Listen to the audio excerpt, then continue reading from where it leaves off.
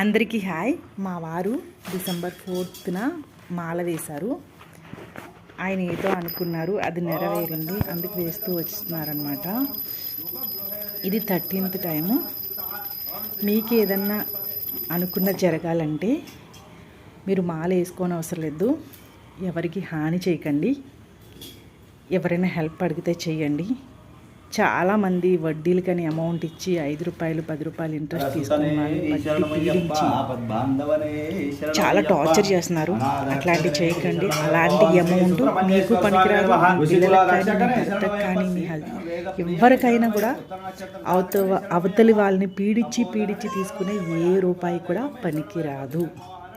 అది వేరే రూపంలో దానికి 10 రెట్లు మీకు బయటికి పోతుంది. నా ఛానల్ అయితే సబ్స్క్రైబ్ చేసుకోవడం అస్సలు మర్చిపోవద్దు. Thank you so much.